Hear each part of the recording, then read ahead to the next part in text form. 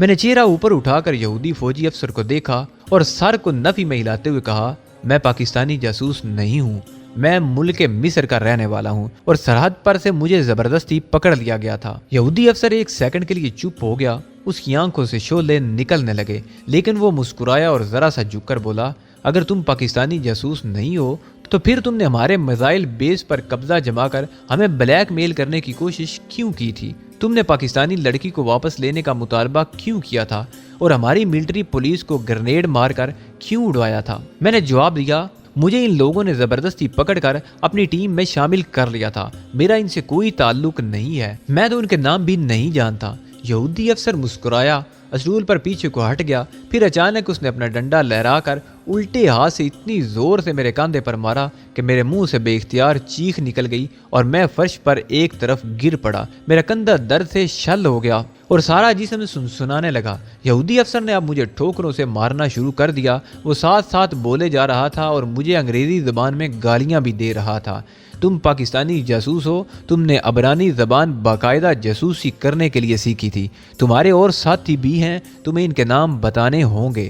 جب وہ ٹھوکریں مارتے مارتے تھک گیا اور اسٹول پر بیٹھ کر ہانپنے لگا، میں ادموا ہو گیا تھا، میرا سارا جسم پھوڑے کی طرح دکھ رہا تھا۔ اس نے اپنے ساتھی فوجیوں کو اشارہ کیا، دونوں فوجی میری طرف لپ اور انہوں نے مجھے فرش پر اوندا کیا اور میرے اوپر زور زور سے اچھلنے لگے۔ میری ہڈی پسلی ایک ہوگی۔ جب یہ ناہنجار یہودی فوجی بھی میرے جسم پر اچھلتے اچھلتے تھک گئے تو اپنے افسر کے حکم پر پیچھے ہٹ کر کھڑے ہو گئے۔ یہودی فوجی افسر نے پاؤں کی ٹھوکر سے مجھے سیدھا کیا اور ڈنڈے سے میرا درد کرتا جبڑا اوپر کرتے ہوئے بولا، اب بھی اگر تم نے میرے سوالوں کا ٹھیک ٹھیک جواب دے دیا تو نہ صرف تمہاری جان بچ سکتی ہے بلکہ ہم کسی اعلیٰ اسپتال میں تمہارا علاج بھی کرائیں گے، تمہیں بہترین کھانے ملیں گے اور میں اپنی نگرانی میں تمہیں سرحد پار کرا دوں گا۔ میں یوں ایک طرف کو لڑک گیا جیسے بے ہوش ہو گیا ہوں۔ وہ لوگ اتنے احمق نہیں تھے۔ اسرائیلی انٹیلیجنس کا شمار مشرقی وسطی کی عیار اور ماہر ترین انٹیلیجنس میں ہوتا ہے۔ یہودی فوجی افسر نے اتنی زور سے میرے پیٹ میں لات ماری کہ میں بلبلا اٹھا۔ اس کے بعد مجھ پر واقعی غشی طاری ہونے لگی۔ ایک بار پھر مجھے فوجی بوٹوں کی ٹھوکروں کی بارش ہونے لگی۔ میں بے ہوش ہو چکا تھا۔ ہوش آیا تو میں کوٹری میں بالکل اکیلا تھا۔ جسم کا کوئی عضو ایسا نہ تھا جو پھوڑے کی طرح نہ دکھ رہا ہو۔ ایک بازو اور جبڑے کا ایک حصہ بالکل شل ہو گیا تھا۔ میں فرش پر ایک پہلو سے پڑا، آہستہ آہستہ کرانے لگا۔ کرانے سے درد میں کچھ افاقہ ہوتا۔ میں طاقتور نوجوان کمانڈو تھا مگر مجھے کچھ اس طرح پیٹا گیا تھا کہ جسم کی ساری طاقت جواب دے گئی تھی۔ میں رینگتے رینگتے کموڈ کی طرف گیا، یہاں ایک نالی دیوار سے باہر جا رہی تھی۔ میں نے بڑی مشکل سے پیشاب کیا تو خون آنے لگا۔ میں بے سدھ ہو کر فرش پر پڑ گیا، درد سے میرا پیٹ پھٹنے لگا۔ میں نے پیٹ کو دونوں ہاتھوں سے تھام لیا اور آنکھیں بند کر لی۔ میں نے خدا کے حضور گڑ گڑا کر دعا مانگی کہ وہ مجھے اس اذیت سے نجات دلائے۔ میں کراتے ہوئے نیم بیہوشی کے عالم میں نہ جانے کتنی دیر تک فرش پر پڑا رہا کہ دروازہ کھلا۔ بھاری قدموں کی چاپ اندر آئی۔ میں نے ذرا سی آنکھیں کھول کر دیکھا، ایک اسرائیلی سنتری نے جھک کر میرے منہ کے قریب ٹین کا ڈبہ رکھا۔ مجھے پانی کی اشد ضرورت محسوس ہو رہی تھی۔ بڑی مشکل سے اپنے آپ کو سنبھالتے ہوئے اٹھ کر بیٹھا اور ٹین کے ڈبے کو دونوں ہاتھوں سے تھام کر منہ کے پاس لایا۔ اس میں سے گھاس کے سوپ کی بو آ رہی تھی۔ اس وقت یہ آب حیات محسوس ہوا، یہ واقعی گھاس کا سوپ تھا اور نیم گرم تھا۔ میں گھٹا گھٹ پی گیا۔ سوپ پینے سے میرے سارے جسم کو جیسے ٹکور سی ہو گئی تھی۔ تھوڑا سا سکون ملا تھا، جسم کا سارا درد اور ٹھیسیں ذرا کم ہو گئی تھی۔ میں رینگتا ہوا دیوار کے قریب گیا اور ٹیک لگا کر نیم دراز ہو گیا۔ میں نے دونوں ٹانگیں جن میں بیڑیاں پڑی تھیں کھول دی۔ ہاتھوں کو ہتھکڑی انہوں نے نہ جانے کیوں ابھی تک لگا رکھی تھی۔ میری کلائیاں بھی درد کرنے لگی تھی۔ سوپ میں ضرور کوئی طاقت کی دوائی بھی شامل تھی کیونکہ اس کے پینے کے بعد مجھے درد میں بہت حد تک افاقہ محسوس ہوا۔ یہ لوگ مجھے یکدم مارنا نہیں چاہتے تھے۔ ان کی اسکیم یہ تھی کہ مجھے شدید اذیت بھی پہنچائی جائے اور مرنے بھی نہ دیا جائے۔ وہ مجھ سے بہت کچھ پوچھنا چاہتے تھے اور میں ایک لفظ بھی بتانے کو تیار نہیں تھا۔ میں نے دل میں عہد کر لیا تھا کہ اذیت سہتے سہتے مر جاؤں گا لیکن زبان سے پاکستان کا نام نہیں لوں گا اور نہ ہی اپنے فلسطینی ساتھیوں کا نام کبھی بتاؤں گا۔ سوپ پینے کے بعد درد ہلکا ہو گیا۔ اس سے پہلے چاول بھی کھائے تھے۔ مجھے نیند آنے لگی اور میں وہیں فرش پر لیٹ گیا۔ بازو جبڑے سے پیٹ اور ٹخنوں سے ہلکی ہلکی ٹیسیں اٹھنے لگی تھی۔ دل کی دھڑکن کے ساتھ میرا جسم درد کر رہا تھا۔ پھر بھی میں سونے کی کوشش کرنے لگا کہ سونے سے ضرور فائدہ ہوگا اور ہو سکتا ہے کہ مجھے سوتا دیکھ کر مجھ پر مزید تشدد سے گریز کیا جائے۔ میں اونگنے لگا، نیند کی لہر آتی، مجھے تھوڑی دیر کے لیے بے سود کرتی مگر جسم کی ٹھیسیں پھر سے بیدار کر دیتی۔ یوں ہی نیند اور بیداری اور درد کی شدت اور کمی کی تکلیف لہروں پر جھولتا رہا اور وقت گزرتا چلا گیا۔ شاید رات آدھی ہو چکی تھی کیونکہ مجھے باہر سے دور کسی پہرے دار کی ہلکی سی آواز 2-3 بار سنائی دی تھی۔ ایک اذیت ناک سناٹا چاروں طرف چھایا ہوا تھا۔ کوٹری میں حبس تھا جس کے باعث میرے کپڑے جسم سے پھوٹتے پسینے میں بھیگ گئے تھے، ان سے بدبو آنے لگی تھی۔ ایسی حالت میری شاید پہلے کبھی نہیں ہوئی تھی، پھر بھی میں نے اپنے آپ کو بڑے حوصلے سے سنبھال رکھا تھا۔ میرے اندر کی طاقت، توانائی اور عزم مردہ نہیں ہوا تھا۔ یہ خیال، یہ جذبہ مجھے انتہائی قوت بخش رہا تھا کہ میں یہ اذیتیں اپنے وطن پاکستان کے لیے جھیل رہا ہوں۔ ان جسمانی تکلیفوں میں میرے وطن کی عزت اور آبرو کا سوال ہے۔ مجھے موت گوارا تھی مگر میں اپنے وطن پاکستان کی حرمت پر دبا کبھی نہ لگاؤں گا، یہ مجھے ہرگز قبول نہ تھا۔ اس کے علاوہ میں ان جانباز فلسطینی مسلمان مجاہدوں سے بے وفائی نہیں کرنا چاہتا تھا جو اپنی آزادی کے عظیم مقصد کے لیے جانیں قربان کر رہے تھے۔ میں نے ایک طرح سے اپنی موت کو قبول کر لیا تھا۔ نہ جانے کس وقت مجھے نیند آ گئی، جب آنکھ کھلی تو جسم اسی طرح درد کر رہا تھا۔ جبڑے کو ہاتھ لگایا تو وہ ایک طرف سے سوجا ہوا تھا، چھلے ہوئے ٹخنوں پر خون جم گیا تھا۔ ایک بازو ہلاتے وقت ٹیز اٹھتی تھی، پیٹ میں اب درد نہیں ہو رہا تھا۔ کوٹری کے حبس کا میں خود ایک حصہ بن گیا تھا۔ لوہے کے دروازے میں اوپر کی جانب ایک گول سوراخ تھا۔ تازہ ہوا اگر آتی تھی تو صرف اسی سوراخ میں سے آتی تھی۔ کچھ خبر نہیں تھی کہ رات ہے یا دن ہے۔ بھوک لگی تو محسوس ہوا کہ ضرور باہر دن نکل آیا ہوگا۔ دروازے کا تالا کھلنے کی آواز آئی۔ میں دیوار کے ساتھ لگ کر اس طرح بیٹھا تھا کہ میری دونوں ٹانگیں فرش پر بالکل سیدھی تھیں۔ ان میں پڑی ہوئی بیڑیاں ساکت تھیں۔ میں انہیں ہلاتے ہوئے ڈرتا تھا کیونکہ ان کے فولادی کڑے ٹخنوں کے زخموں سے لگ کر شدید درد کرتے تھے۔ دروازہ آواز کے ساتھ کھل گیا۔ ایک سنتری نے آگے آ کر میرے قریب ٹین کا ڈبہ رکھا۔ خالی ڈبہ اٹھایا۔ ڈبہ نیم گرم تھا، اس میں چاول تھے جو سوپ میں بھیگے ہوئے تھے۔ میں نے آہستہ سے ٹانگیں سمیٹ لی، ڈبے کو گھٹنوں میں دبایا اور ہتھکڑی لگے دونوں ہاتھوں سے چاول کھانے کی کوشش کرنے لگا۔ بازو میں درد کی وجہ سے نوالا بڑی مشکل سے میرے منہ تک جاتا تھا، لیکن بھوک اور زندہ رہنے کے خیال میں نے سارے چاول کھا لیے۔ اپنے اندر کچھ توانائی محسوس ہوئی۔ خالی ڈبہ میرے گھٹنوں سے نکل کر فرش پر لڑک گیا۔ میں نے آہستہ آہستہ ٹانگیں سیدھی کر لیں۔ تھوڑی دیر بعد وہی توند والا یہودی افسر اپنے ماتحت سپاہیوں کے ہمراہ پھر اندر آ گیا۔ اس نے آتے ہی مجھے سگار پیش کیا۔ ایک مدت کے بعد سگار ملا تو میں نے اسے قبول کر لیا۔ وہ بڑی ہمدردی سے میرے قریب اسٹول پر بیٹھتے ہوئے بولا، مجھے تم سے بڑی ہمدردی ہے، اس لیے کہ تم ایک بہادر نوجوان ہو۔ میں مسلمانوں اور خاص طور پر پاکستانی مسلمانوں کا دشمن نہیں ہوں، ہرگز نہیں ہوں۔ ہماری دشمنی تو فلسطینی عربوں کے ساتھ ہے، پھر تم کیوں ناحق اپنی جان گنواتے ہو؟ میرا دل ہرگز نہیں چاہتا کہ تمہیں اذیت دوں، اس لیے میں ایک بار پھر تمہارے پاس یہ پیغام لے کر آیا ہوں کہ میں تمہیں ابھی یہاں سے ہیلتھ یونٹ منتقل کروا رہا ہوں، جہاں تمہارے زخموں کا بڑی احتیاط سے علاج کیا جائے گا۔ میں نے پہلی بار زبان کھولی اور جس زبان سے وہ مجھ سے بات کر رہا تھا اسی زبان یعنی عربی میں کہا، لیکن مجھے تمہاری شرط منظور نہیں، اس لیے کہ جو تم مجھ سے پوچھ رہے ہو اس کے بارے میں مجھے کچھ بھی معلوم نہیں ہے۔ میں پاکستانی نہیں ہوں، میں مصر کا رہنے والا ہوں، عبدالحکیم میرا نام ہے۔ میں سیاحت کے لیے صحرائے سینا میں نکلا تھا کہ تمہارے سپاہیوں نے مجھے گرفتار کر لیا۔ جیل سے فرار ہوا تو 2 فلسطینی مجھے اپنے ساتھ لے گئے۔ میں ان کے نام بالکل نہیں جانتا اور جن دونوں کو تم میزائل اسٹیشن میں ہلاک کر چکے ہو ان کے علاوہ میں کسی فلسطینی سے واقف بھی نہیں ہوں۔ یہودی افسر نے اپنے ہونٹ بھینچ لیے۔ وہ اسٹول پر ایک دم سے اٹھا اور گرج کر بولا، یہ اس طرح نہیں بکے گا، اپنا کام شروع کر دو۔ اتنا کہہ کر وہ باہر نکل گیا۔ اپنے پیچھے جو وہ 2 جلاد چھوڑ گیا تھا ان میں سے ایک نے میری ہتھکڑی لگے بازوؤں میں سے میرا سر نکال کر انہیں پیچھے ڈال دیا اور میری گردن میں کپڑا ڈال کر اسے آہستہ آہستہ کسنے لگا۔ دوسرے نے میرے منہ میں سے جلتا ہوا سگار نوچ کر اپنے ہاتھ میں تھام لیا، میری ٹانگوں کو سیدھا کر کے میرے گھٹنوں پر بیٹھ گیا اور میرے پیٹ پر سے قمیض کی دجیاں پرے ہٹا کر ناف کو جلتے ہوئے سگار سے داغنا شروع کر دیا۔ میری چیخیں نکل گئیں، دوسری چیخ میرے حلق میں ہی دب کر رہ گئی۔ جلتا ہوا سگار میری ناف پر لگتا تو میرے جسم میں جیسے آگ سی لگ جاتی، میں تڑپتا تو میری گردن کا پھندا زیادہ سخت ہو جاتا۔ اس کا نتیجہ یہ نکلا کہ میری آنکھیں ابل کر باہر آ گئیں اور ناف کے نچلے حصے میں جیسے کسی نے دکھتی ہوئی سنگلاخ گاڑ دی۔ مجھے ذبح کیے جانے والے بکرے کی طرح فرش پر لٹا دیا گیا۔ ایک جلاد نے میری گردن گھٹنوں کے نیچے دبائی، دوسرے نے میرے گھٹنوں پر زور زور سے گھونسے مارنے شروع کر دیے۔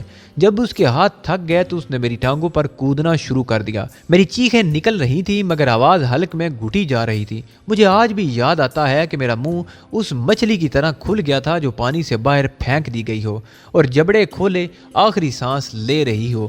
کچھ دیر میں نے اسی بھیانک پٹائی کا مقابلہ کیا لیکن گردن کے گھوٹے جانے سے مجھ میں طاقت نہیں رہی تھی۔ میں بے ہوش ہو گیا۔ 2 دن تک میری کوٹری میں سوائے سوپ دینے والے کے اور کوئی نہ آیا۔ 2 دن تک میں فرش پر پڑا درد سے کراہتا رہا۔ بیچ میں کسی وقت جانوروں کی طرح رینگ کر ٹین کے ڈبے کے پاس جاتا اور اس میں منہ ڈال کر تھوڑے سے سوپ ملے چاول کھاتا اور پھر نڈھال ہو کر وہیں سر ڈال دیتا۔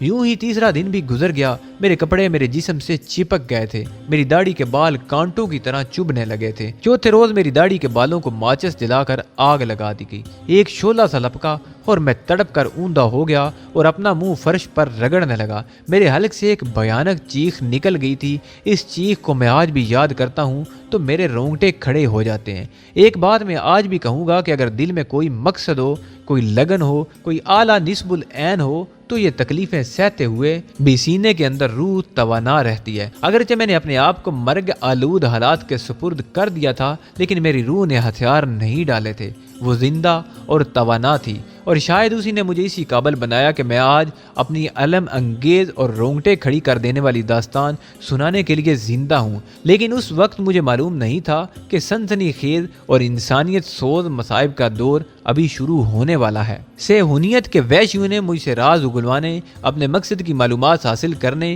اور مجھے اپنے وطن پاکستان کے خلاف غداری پر آمادہ کرنے کے لیے وہ سب ناپاک اور ارذل ترین ہتھ کنڈے استعمال کیے جو ان کے اختیار میں تھے۔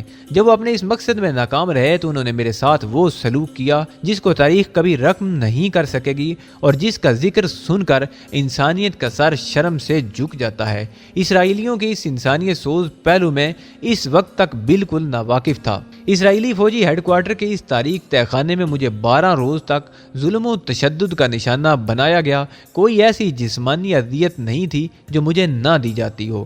میں ایک اکڑا ہوا تختہ بن گیا تھا جس پر وہ لوگ ظلم و تعدی کے تیر برسا رہے تھے۔ یہ 12 روز شدید تشدد کے جہنم میں گزرے تھے۔ کیا ستم مجھ پر نہیں توڑے گئے تھے۔ 13ویں روز میری ہتھکڑی کھول دی گئی۔ یہ انہوں نے مجھ پر بے حد احسان کیا تھا۔ اس وقت میری حالت یہ تھی کہ اگر مجھے بالکل آزاد کر کے اردن کی سرحد کے قریب بھی لے جا کر ڈال دیتے تو میں اٹھ کر آزادی کو گلے لگانے کے قابل نہیں رہا تھا۔ میرا درد سے بھرا ہوا جسم تھوڑی سی دیر بعد کانپنے لگ جاتا تھا۔ میں اشراط الارض کی قسم کی کوئی شے بن گیا تھا۔ فرش پر رینگنے کی کوشش کرتا تو پچھاڑ کھا کر ایک طرف کو لڑک جاتا۔ 15ویں دن خدا جانے رات تھی کہ دن تھا۔ کوٹری کا دروازہ کھلا۔ اب مجھ میں آنکھ اٹھا کر دیکھنے کی بھی ہمت نہیں تھی۔ مجھے معلوم تھا کہ مجھ پر کوئی نیا ستم توڑا جائے گا، کوئی جلاد اذیت اور تشدد کا کوئی نیا آلہ لے کر آیا ہوگا۔ دروازہ جب بھی کھلتا میں اپنے جسم کو یوں اکڑا لیتا جیسے مجھ پر لاٹھیوں اور ڈنڈوں کی بارش ہونے والی ہو۔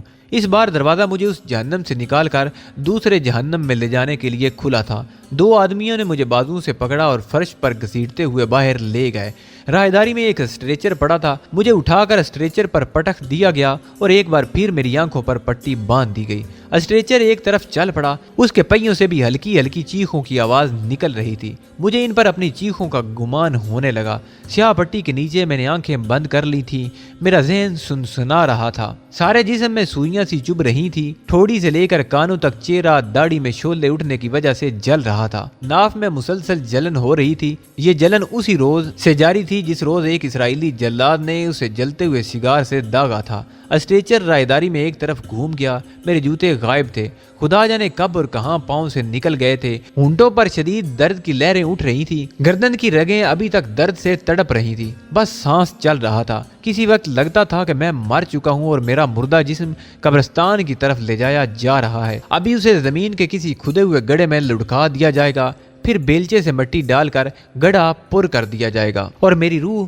قبر کے اوپر منڈلانے لگے گی۔ مجھے اپنی آنکھوں کے آگے سودھا نگنی کی شبیہ دکھائی دی۔ اس کے ہاتھ میں ایک سانپ تھا، اس کی آنکھوں سے شعلے نکل رہے تھے اور وہ غضبناک آواز میں کہہ رہی تھی، رگو میرے پتی دیو، میں تیرے دشمنوں کو زندہ نہیں چھوڑوں گی۔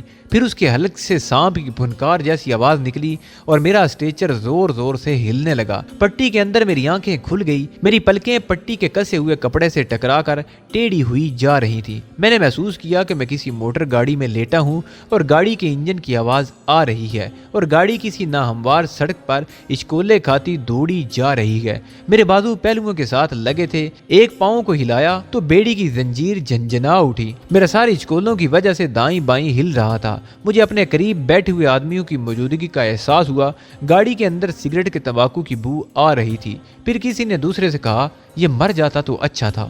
دوسرے نے جواب دیا، وہاں جا کر مر جائے گا۔ تیسری آواز آئی، وہاں نہ زندہ رہے گا نہ مردہ۔ یہ آوازیں جیسے خواب کی دنیا سے آ رہی تھی، بڑی دور سے آ رہی تھی۔ اب میرے حلق سے بھی ایک آواز بلند ہوئی۔ مجھے لگا کہ یہ میں نہیں، کوئی مردہ بولا ہے۔ میں نے پانی مانگا تھا۔ مجھے ٹین کھلنے کی آواز آئی، پھر میرے سوکھے خشک ہونٹوں پر ٹھنڈی آبشار سی گرنے لگی اور میرے ہونٹ میرے ارادے کے بغیر اپنے آپ کسی جانور کے ہونٹوں کی طرح اوپر نیچے چلنے لگے۔ میرے حلق میں ٹھنڈا مشروب زندگی کی لہر بن کر اترنے لگا۔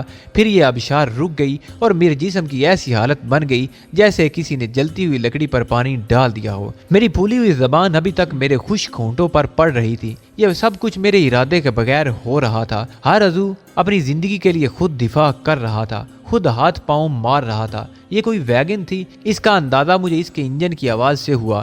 ٹھنڈے مشروب کے چند گھونٹوں نے میرے جسم کو بہت تسکین پہنچا دی تھی۔ جسم کو جیسے ہوش آ گیا تھا، لیکن ہوش آتے ہی جسم کی ساری ٹھیسیں، سارے درد پھر سے بیدار ہو گئے تھے۔ میں نے آنکھیں بھینچ لی اور خود کو بے ہوش کرنے کی کوشش کرنے لگا۔ ویگن ایسی سڑکوں پر سے گزر رہی تھی جہاں سے دوسری موٹر کاروں اور اسکوٹروں کے چلنے کی آوازیں آتی تھیں۔ آہستہ آہستہ یہ آوازیں دور ہوتی گئی۔ ایک بار سناٹا سا چھا گیا، پھر اچانک سمندری بنگلوں کی آوازیں سنائی دی۔ مجھے کسی بندرگاہ پر لے جایا جا رہا تھا۔ کیا مجھے دور کھلے سمندر میں لے جا کر پھینک دیا جائے گا؟ مجھے اس وقت سمندر میں گرنے اور ٹھنڈی موجوں سے ٹکرا کر سمندر میں نیچے ہی نیچے اترنے کے خیال سے سکون سا محسوس ہونے لگا۔ اسی میں راحت اور نجات۔ ایک دو سانس اوپر کو کھینچوں گا اور پھر پانی پھیپھڑوں میں بھر جائے گا اور بے ہوش ہو جاؤں گا اور سب دکھوں ساری تکلیفوں سے چھٹکارا مل جائے گا۔ یہ سب کچھ میرا ذہن اپنے آپ سوچ رہا تھا، میری مرضی کے خلاف سوچ رہا تھا، جیسے میرے اندر کوئی دوسرا آدمی تھا جو زخموں سے چور پڑا کرا رہا تھا اور سمندری موجوں کو گلے لگانے کے لیے بے تاب ہو رہا تھا۔ مجھے اسٹیمر کی بومبوں کی آواز سنائی دی، پھر سمندری بنگلے کی آواز ابھر کر غائب ہوگی۔ کسی کرین کی موٹر چل رہی تھی۔ ویگن کی رفتار بہت دھیمی ہو گئی تھی، وہ کبھی دائیں مڑ جاتی اور کبھی بائیں گھوم جاتی۔ کسی طرف سے ایسی آواز آنے لگی جیسے لوہا کوٹا جا رہا ہو۔ ویگن دھیمی رفتار سے آگے بڑھتی چلی گئی۔ یہ سب آوازیں ایک ایک کر کے گم ہوتی چلی گئی۔ فضا میں پھر ایک گمبھیر خاموشی چھا گئی۔ اس خاموشی میں صرف ویگن کے انجن کی دھیمی دھیمی آواز ہی آ رہی تھی۔ ویگن لکڑی کے تختوں پر سے گزرنے لگی۔ لگتا تھا کہ یہ کوئی پلیٹ فارم سا ہے۔ تختوں کی آواز صاف سنائی دے رہی تھی۔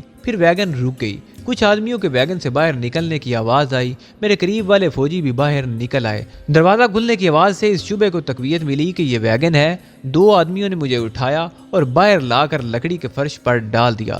میں نے انگلی سے فرش کو چھوا۔ یہ لکڑی کے تختے تھے جو کافی کھردرے ہو چکے تھے۔ میری ناک میں سمندر کے پانی اور مچھلیوں کی بو گھسنے لگی۔ یقیناً میں ساحل سمندر پر تھا۔ ایک اسٹیمر کی کھٹ کھٹ کرتی آواز دور سے قریب آ رہی تھی۔ یہ آواز بالکل میرے قریب آ کر رک گئی۔ اس کا مطلب تھا کہ میں سمندر کے کنارے کسی جیٹی کے فرش پر پڑا تھا۔ اسٹیمر کا انجن چل رہا تھا۔ کسی نے تیز آواز میں کہا، اسے اٹھا کر کھڑا کیوں نہیں کرتے تم؟ یہ کتا ہے۔ یکدم سے دو آدمیوں نے مجھے بغل سے اٹھا کر کھڑا کر دیا، لیکن میری ٹانگوں میں اتنی جان نہیں تھی۔ میں 2 سیکنڈ تک کھڑا رہا، پھر کانپا، ٹانگیں لڑکھڑائیں اور میں دھڑام سے فرش پر گر پڑا۔ کسی نے کہا، کیپٹن یہ کھڑا نہیں ہو سکتا۔ وہی کرخت آواز بلند ہوئی، تو اس کتے کو اسٹیمر پر پھینک دو، ہمارے پاس اتنا وقت نہیں ہے۔ Okay sir. میں لرز اٹھا۔ اگر انہوں نے مجھے سچ مچ اٹھا کر نیچے اسٹیمر کے ڈیک پر پھینک دیا تو میری ہڈی پسلی ایک ہو جائے گی۔ میں اٹھ کر بیٹھ گیا اور نحیف آواز میں بولا کہ میں خود ہی چلوں گا۔ 2 فوجی کہہ کے لگا کر ہنس پڑے، کیپٹن یہ مرنے والا ہے۔ کیپٹن نفرت سے تھوک کر کہا، تو اسے سمندر میں کیوں نہیں پھینک دیتے؟ ایک فوجی کی آواز بلند ہوئی، کمانڈر، ہائی کمان کا حکم ہے کہ اسے ڈسپوز کیا جائے۔ کیپٹن نے مجھے موٹی سی گالی دے ڈالی۔ مجھے گھسیٹ کر آگے لے جایا گیا۔ معلوم نہیں ہو رہا تھا کہ جیٹی کا چوبی فرش کہاں ختم ہوتا ہے اور اسٹیمر کہاں سے شروع ہوتا ہے۔ घसीटने की वजह से फुलादी बेड़ियां मेरे टखनों के जख्मों को फिर से छील रही थी। जंजीर बज रही थी। मैंने टांगे सुकेड़ने की कोशिश की। घुटनों के दर्द की टेस उठी। मैंने दांतों तले होंठ दाब लिए। नीचे से चारों हाथों ने मेरे शानों को पकड़कर अपनी तरफ खींचा। ऊपर वाले हाथों ने मुझे छोड़ दिया और मैं धड़ाम से एक दूसरे तख्ते पर गिर पड़ा और मेरा जिस्म डोलने लगा। मैं स्टीमर के डेक पर आ गया था। कैप्टन की गालियां फिर सुनाई देने लगी। स्टीमर का इंजन जोर से गड़गड़ाया और समंदर में घूमकर तेजी से एक तरफ चल पड़ा। इस खींचातानी का एक फायदा हुआ कि मेरी आंखों पर बंधी हुई काले कपड़े की पट्टी एक आंख पर जरा सी ऊपर को खिसक गई। मैं स्टीमर के डेक पर सीधा पड़ा था। मैं पट्टी के नीचे से थोड़ा थोड़ा सा देख रहा था। मैंने पूरा जोर लगाकर आंख के पपोटों को ऊंचा किया और मुझे दिन की रोशनी में स्टीमर का जंगला नजर आया जिसके पीछे नीला आसमान था। स्टीमर समुद्री लहरों पर जरा नीचे को हुआ तो मुझे समंदर दिखाई दिया जो तहद्दे निगाह फैला हुआ था। स्टीमर फिर ऊपर आ गया। गोया इस स्टीमर के जरिए बकौल यहूदी फौजी के मुझे डिस्पोज किया जा रहा था। इसका मतलब यही निकलता था कि मुझे समंदर में फेंक दिया जाएगा, मगर मुझे ख्याल आया कि खुले समंदर में ले जाकर फेंकने की क्या जरूरत हो सकती है। अगर फेंकना ही है तो उसी जगह समंदर में फेंक दे, और फिर समंदर पर ही क्या मौकूफ था। ये लोग तहखाने में भी मुझे बड़ी आसानी से हलाक करके किसी गड्ढे में दबा सकते थे। इसका मतलब था कि मुझे मारना इनके प्रोग्राम में शामिल नहीं है। तो फिर ये मुझे कहाँ डिस्पोज कर रहे हैं? हो सकता है मुझे किसी अरब मुल्क के हवाले करके मेरे इवज कोई इसराइली जासूस हासिल किया जा रहा हो जो इस अरब मुल्क में कैद हो। सब कुछ हो सकता था, लेकिन जो होने वाला था उसका मुझे वहमो गुमान तक नहीं था।